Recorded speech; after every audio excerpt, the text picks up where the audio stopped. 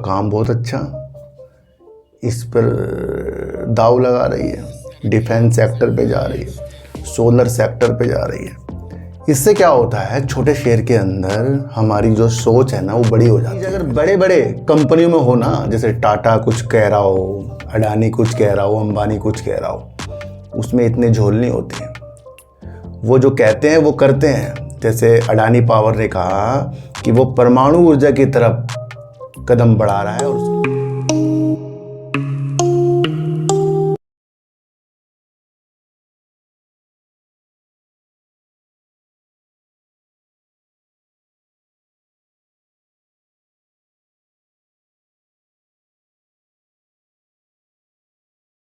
नमस्कार, मैं स्वागत करता हूं आपका अपने ही चैनल पर जिसका नाम है सार्थक बाजार से। आज हम बात करेंगे सलासर टेक्नो के ऊपर। सर, मेरे प्यारे ज्वाइंट मेंबर ने पहली बार शायद कहा है कि सर सलासर के ऊपर अवश्य वीडियो बनाइए। वैसे सलासर के ऊपर मैं बहुत पहले भी वीडियो बना चुका हूं, बीच में भी मैंने आपको अलग अलग तरीके से सलासर टेक्नो के बारे में समझाया था। आज फिर से उसी थीम पर समझाऊंगा, क्योंकि मुझे वीडियो बनानी इसलिए पड़ रही है क्योंकि ये मेरे ज्वाइंट मेंबर भी हैं और इन्होंने पहली बार भी कुछ कहा है, तो मुझे इस पर वीडियो फिर से समझानी है। दूसरी, इसी के साथ हम रामा स्टील को भी ले लेंगे, क्योंकि रामा स्टील के जो भी चीज़ें हैं मैं पहले भी बता कर गया हूँ। तो सर, सबसे पहले मैं आपको एक चीज़ बताऊँ, कंपनी छोटी, उसका काम बहुत अच्छा, इस पर दाव लगा रही है, डिफेंस सेक्टर पे जा रही है, सोलर सेक्टर पे जा रही है। इससे क्या होता है, छोटे शेयर के अंदर हमारी जो सोच है ना वो बड़ी हो जाती है, फिर बहुत बड़ी हो जाती है। क्योंकि अगर हम रामा स्टील के बारे में ही देखें, जब इसने डिफेंस के चीज़ों के बारे में बताया था, उससे शेयर आज 2 गुने नीचे है। जब इसने ये बताया था तो 10 से ऊपर ही उस वक्त शेयर था, थोड़ा तेज़ी के हिसाब से गया। और उस वक्त भी मैंने आपके लिए वीडियो बनाई थी। किसी भी कंपनी का किसी सेक्टर के अंदर जाना और बताना कि मैं यहाँ जा रही हूँ, उससे ताबड़तोड़ तेजी आ जाती है। पर हम ये भूल जाते हैं, इसी में ऑपरेटर कूदेंगे, हमारे जोश को आगे जाकर वो फ़ायदा उठाएंगे और उसे ठंडा कर देंगे।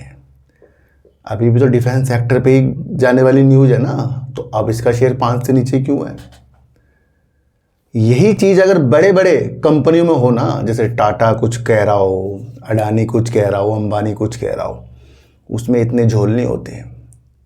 वो जो कहते हैं वो करते हैं। जैसे अडानी पावर ने कहा कि वो परमाणु ऊर्जा की तरफ कदम बढ़ा रहा है और उसके लिए भूमि जो है देख रेख कर रहा है, और इसके ऊपर वो अच्छी खासी चीज़ें बनाएगा।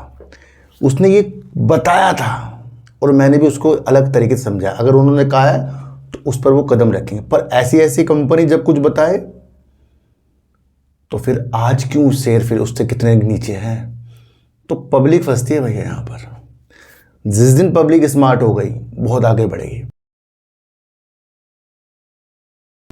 रामा स्टील की उस दिन भी एनालाइज की थी, उसमें एक पहलू दिखा था कि जो एफआईज है ना वो अपनी होल्डिंग बढ़ा रहे हैं, और वो अब से नहीं 2025 से अपनी होल्डिंग बढ़ा रहे हैं।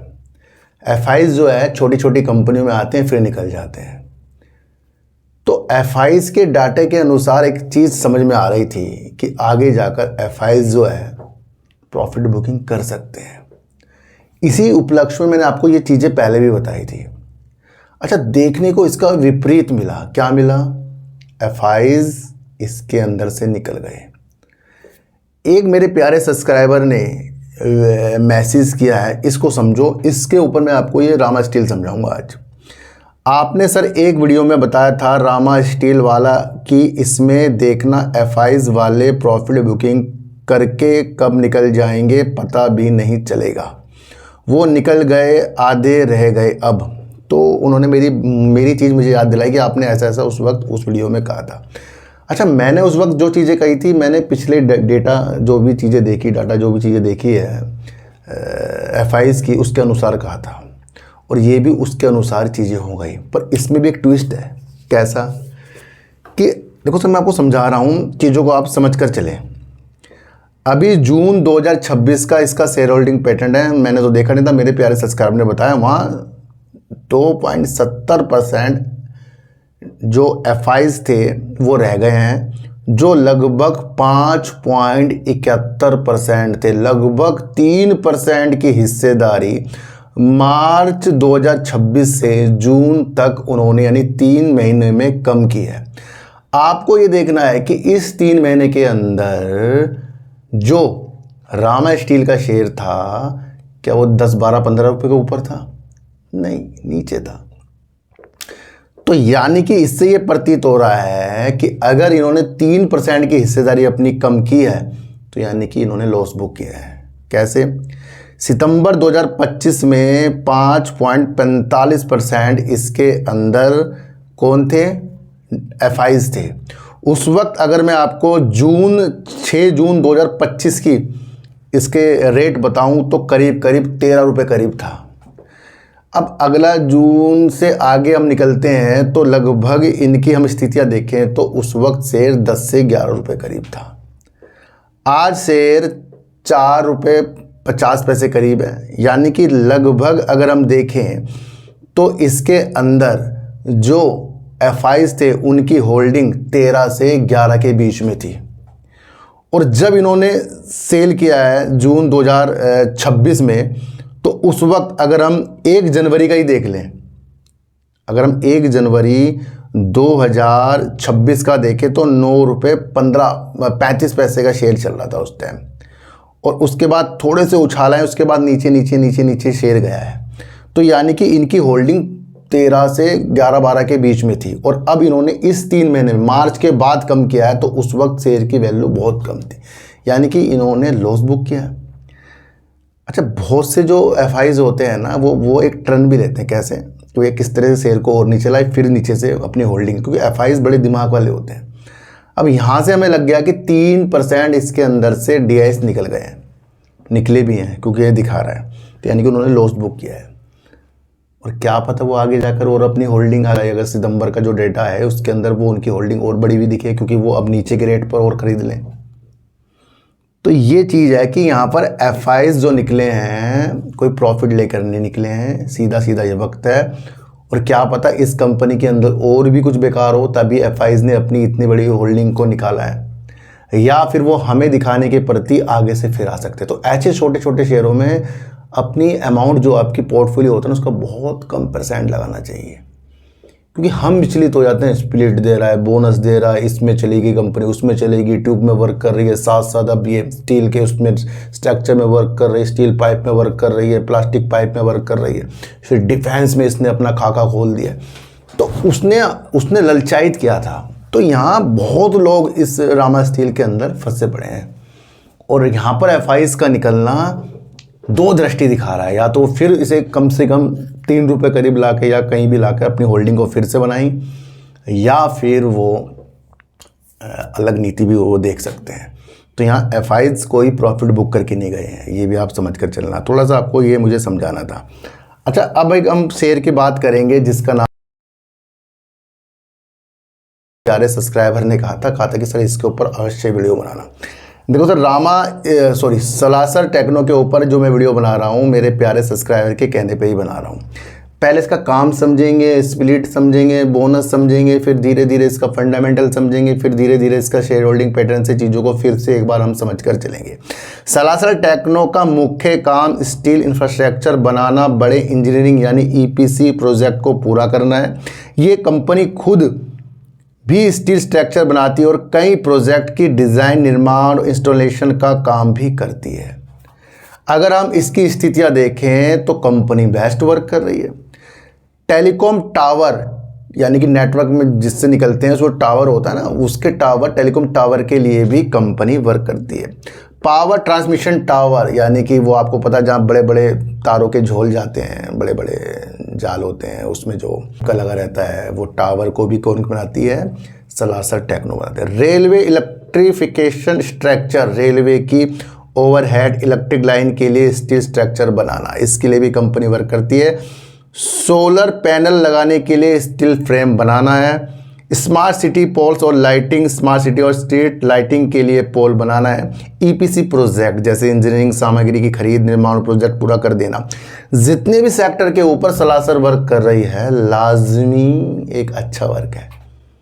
इससे तो लग रहा है कि कंपनी बहुत अलग तरीके की है, बहुत अच्छा वर्क है। और सर इसके ऊपर काफ़ी यूट्यूबर ने ऐसी ऐसी वीडियो भी बनाई जिससे काफ़ी लोग इसके अंदर निवेश करके गए हैं और अब उनकी वीडियो नहीं बनती, क्योंकि जब ये 20 में था तब भी लोग कह रहे थे इससे ऊपर जाएगा, फिर 18 में आया, यहाँ से मौका लग रहा है, फिर किसी ने कहा 15 पे मौका लग रहा है, फिर किसी ने कहा 14 पे मौका लग रहा है, फिर किसी ने कहा इस पे मौका लग रहा है, फिर वो गैप ही हो गए, वो अब वीडियो बनाते नहीं। मैंने जब भी वीडियो बनाई है, बस भैया बता रहा हूँ, उस वक्त भी मैंने आपको काम समझाए थे और एक अलग दृष्टि दिखाई थी कि भैया छोटे छोटे शेयरों के अंदर ऑपरेटर कूदते हैं, थोड़ा हमें संभल के ही रहना पड़ता है। देखो सर, कंपनी के बारे में अगर मैं आपको बताऊं, कंपनी 2 बार बोनस 1 बार स्प्लिट करके गई है।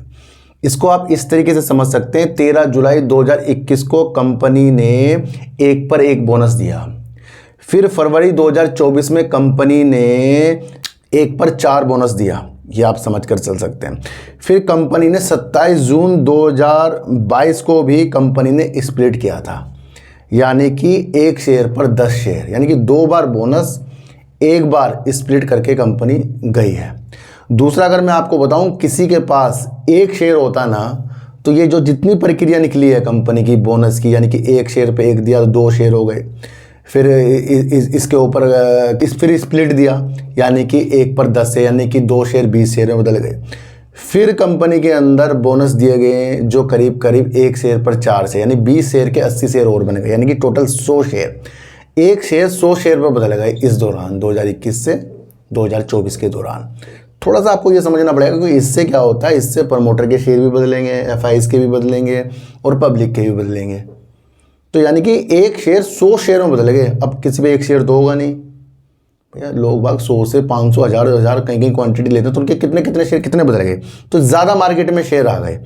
तो थोड़ा सा आपको ये भी समझ कर चलना पड़ेगा।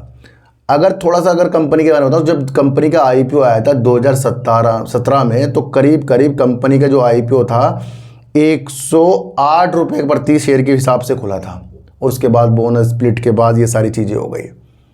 और लगभग 2024 में कंपनी ने जब बोनस दिया, उस वक्त कंपनी का शेयर 130 रुपये करीब का था, जो बाद में 27 से 26 रुपये करीब का लिस्ट हुआ, और वहीं से कंपनी के अंदर आज शेयर आप खुद देख सकते हैं कहाँ पर है। तो मेरा कहने का तात्पर्य यह है कि भले ही कंपनी का काम सब कुछ अच्छा हमें दिखे, ये दिखे वो दिखे, पर हमें वो रणनीति भी लानी पड़ेगी कि किस तरीके से हम अपने को बचा सकते हैं। बोनस देना, स्प्लिट देना अगर बहुत ही अच्छा है, तो फिर इस कंपनी के लिए अच्छा क्यों नहीं है, सवाल करो। तो इसलिए आपकी दृष्टि देखो सर, ऐसा नहीं कि ये फिर से नहीं जाएगा, फिर से कुछ ऑपरेटर ये जो ऐसे शेयर होते हैं ना, इसमें ऑपरेटर के पेट भरे रहते हैं, वो अपने द्वारा ऊंचाई नीचाई करके इस ऐसी कंपनियों में चलते हैं। फिर उसके ऊपर माशाल्लाह काम इनका इतना अच्छा होता है, जिसके लगे कि हाँ भाई ये तो कुछ कर ही देगा। वो जो कुछ कर देगा, अंदर से आवाज़ निकलती है ना, उसे हमें ज़मीनी तौर पर भी देखना चाहिए। वो ऑपरेटर की स्थितियाँ होती हैं। काम कैसे से होगा, जब इसके अंदर अच्छी चीज़ें नीतियाँ निकलेगी।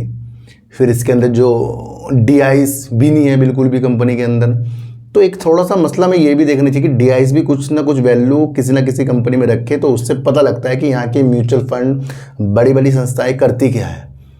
क्योंकि भाई जब यहाँ के लोग ही किसी कंपनी में निवेश नहीं करेंगे, तो फिर हम उससे सोचेंगे कि एफआईज क्या है। एफआईज तो फिर वो अपनी खेल करके जाते हैं। तो थोड़ा सा आपको लगता है कि 1080 करोड़ का कंपनी का मार्केट कैप है, 6 रुपये शेयर चल रहा है इस वक्त। 11 रुपये कंपनी का 1 साल का हाई था, 5 रुपये 59 पैसे से कंपनी का लो था। 8वें नंबर पर कंपनी इस तरीके से आती काम करती है। अच्छा, दूसरा अगर मैं आपको बताऊं, मार्च 2023 में 295 करोड़ की सेल थी। उस वक्त कंपनी का सेल काफ़ी ऊपर, सब कुछ अच्छा था। आज कंपनी 445 करोड़ की सेल कर रही है। आज शेयर इसका 6 रुपये में घूम रहा है। और इस वक्त भी कंपनी अगर देखें तो अपने लॉस को इसने साल दर साल बढ़ा भी दिया है, जो 14 करोड़ का इसका लॉस भी आया है। तो यानी कि सेल कंपनी सही कर रही है, लॉस में कंपनी आ गई है, और उससे आप इसकी स्थितियाँ देख सकते हैं। तो वो तो खरीदारी बेचारी से चीज़ें होती हैं। दूसरी अगर मैं आपको बताऊं तो मार्च 2026 में 47.23% के इसके अंदर प्रमोटर हैं। एफआईज इसके अंदर 4.97% हैं, जो कम घट बढ़ते रहते हैं। और डीआईज कंपनी के अंदर कुछ नहीं दिख रहा है डीआईज को। थोड़ा सा ये आपको सोचना है, जब भी कुछ हलचलें हुई हैं तो पब्लिक वहाँ पर बढ़ी है। तो इस वक्त अगर हम देखें तो 47.79% की पब्लिक है और प्रमोटर ने भी इस बार हिस्सेदारी अपनी बढ़ाई है। जून 2023 का इसका डेटा देखें तो करीब करीब आपको देखने को मिलेगा तो 63% के वहाँ पर इसके अंदर प्रमोटर देखने को मिले थे। डीआईज उस वक्त भी नहीं थे। 9% के इसके अंदर थी एफआईज, जो मार्च 2024 में मात्र 3% रह गई थी जब कंपनी ने स्प्लिट दिया। नहीं तो यहाँ पर कितना ज़्यादा फ़ायदा कौन उठाकर गया है? एफआईज उठाकर गया है, क्योंकि वहाँ पर शेयर ऊपर की तरफ। फिर अगर हम देखें तो पब्लिक 28% मान लो, धीरे धीरे मार्च 2024 में 33.92% हो गई। यानी कि यहाँ से देखने को मिल रहा है ये स्प्लिट बोनस जो है वहाँ पब्लिक ही ज़्यादा बढ़ गई है। तो यहाँ से एक चीज़ आपको देखने को मिल रही है कि 47.79% पब्लिक हो गई है जो भ्रमित होकर इसके अंदर गई है। डीआईज को पहले कुछ नहीं दिख रहा था, अब भी कुछ नहीं दिख रहा है। एफआईज अपना खेल पहले भी 9% पे करके गए थे, फिर 3% करके गए थे, अब 4.57% करके गए हैं। तो ये इसकी कहानी है। इसमें कोई भी ऐसी स्थितियाँ नहीं गंभीर दिख रही है जिससे हमें लगे कि हाँ ये कुछ आगे करके जाएगी। करके कब जाएगी? जब इसके अंदर डीआईज इन्वॉल्व होंगे, एफआईज खेल नहीं करेंगे, सेल को बढ़ाएगी, है ना। तो बहुत सारी नीतियाँ हैं। तो ऐसे ऐसे शेयरों से हमें अगर कमाना भी है तो फिर अपना फ़ायदा लेकर आपको चलना पड़ता है।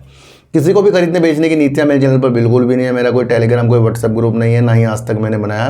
तो सर सच्ची उड़ देखिए, अच्छी उड़ देखिए, समझ कर देखिए, चीटी को आटा दीजिए, गाय को रोटी दीजिए और अपने बच्चों को ज़्यादा से ज़्यादा प्यार कीजिए, क्योंकि बच्चे ही आपकी मासूमियत से किस्मत पलटेंगे। तो फिर मिलेंगे आपसे नई वीडियो के साथ, जब तक के लिए नमस्कार।